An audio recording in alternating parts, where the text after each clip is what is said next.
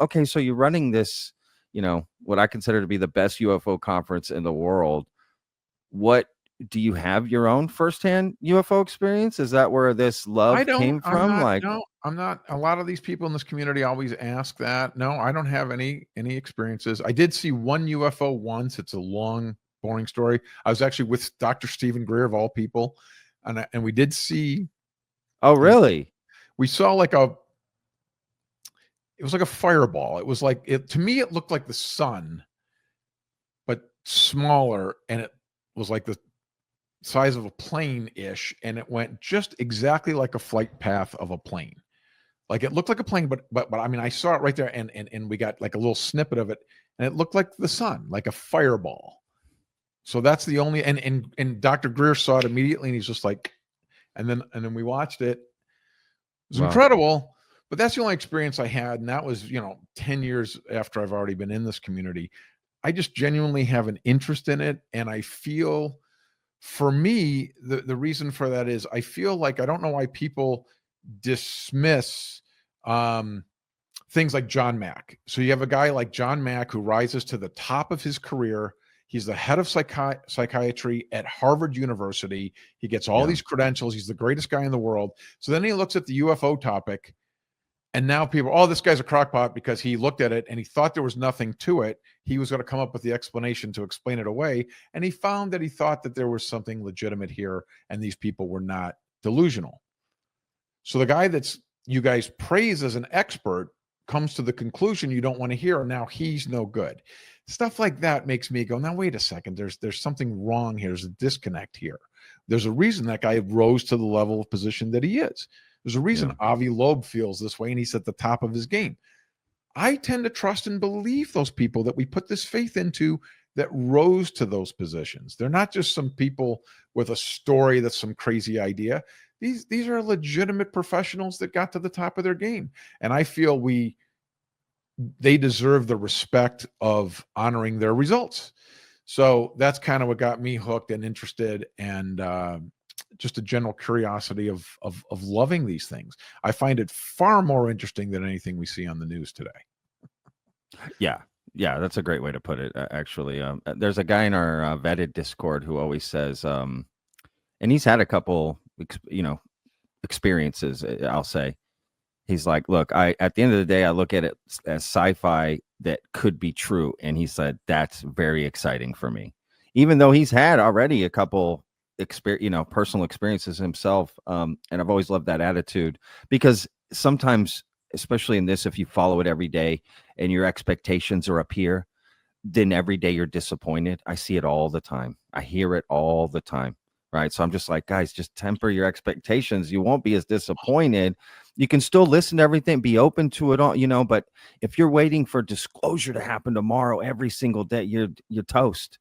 And if you're going out at night with your camera because you think you're going to see a UFO, please. I mean, I feel, oh boy, good luck to you. Yeah. Yeah. And God bless these guys. And it's like, I don't understand the, something like the Bigfoot hunters stuff for me. There's TV shows that have been on for like 10 or 12 years. Yeah. If I go fishing once and I don't catch anything, man, I'm done. There's nothing in this thing. I'm not going. And it's like, what compels you enough to go back again tomorrow? I don't know, man. Sure. I don't know. That's hard for me. I mean, let's talk about that a little bit. Like, this conference, are you guys, we were talking kind of before we started recording, like, you guys aren't going to have like Bigfoot exhibits or no, we don't really do or whatever, sort of thing. We really lean into academia and we lean into scientific. We really do. That's not to say that we wouldn't bring in, Jeff Muldrum or somebody like that to talk about this from a scientific perspective. But typically, that's our lane. We want to keep this as real world rational as we can. Let's gather those people that are looking at it from this perspective and take it serious and see what they have to offer. The speculative stuff and the further out fringe stuff kind of goes to some other conferences that have that lane, but ours really does try to be way more academic, way more scientific, way more serious, rational look at this stuff. Again, I want to know what's going on, and I want to get more resources from the scientific community to do this. Avi Loeb and I talked about how these new telescopes are coming on board that are unbelievable. What's that telescope in Chile? It's the name is literally like the extra large telescope or whatever. It's got a name like that. Oh It's gonna yeah. like scan the whole sky in 4 days or something. I mean, there's some incredible tools coming on, and why can't we put some scientific resource behind this? And that's what Avi's about, and I feel the same way, and that's kind of what we want to try to do. Yeah, no, that's it. I mean, you're not asking people to believe, you're just asking people to be open to believing. That's it. That's how I feel. It's hard to believe in a lot of these things, but I do like to. These are credible people saying credible things. Why dismiss it out of hand because it's in this area? That's ridiculous. That's as crazy as the people that are on the other side to me. I'm both it's the extremes. Tough for me.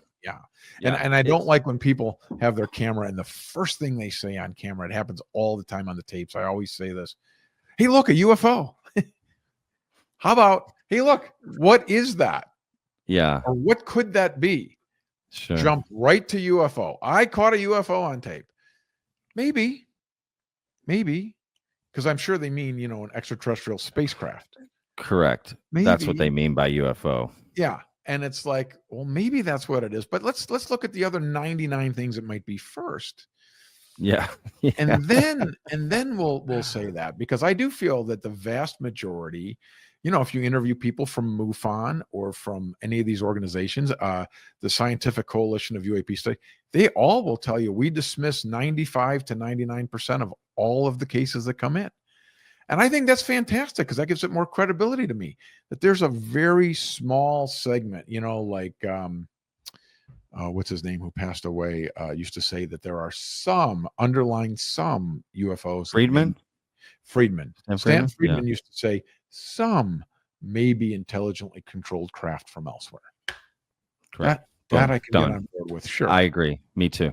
Exactly. Yeah, you're reasonable about it. And yeah, I think that's why there's some simpatico here. It's just reasonable to this. Yeah, you're right, man. And to be fair, maybe that's the message that's very helpful to spread and maybe that's why Vetted has done so well in such a short time, is people are looking for that middle ground.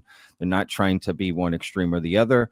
They're very curious, open to this, want to learn more, and just want the space to discuss it and ask questions and try to understand it, because this is a crazy journey to go on, right? If we think about it, right? If it is the biggest discovery in the history of mankind, can we get a little breathing room to talk about this and discuss it and kind of, if it is so paradigm shifting, then yeah, as a human being, it's going to be hard to, take that in unless you've had a personal experience and just the space to discuss it, like I said, and, but even then, brother, if you've had an experience, this is an unknown. We are dealing with. Well, that's a fair point. Yeah.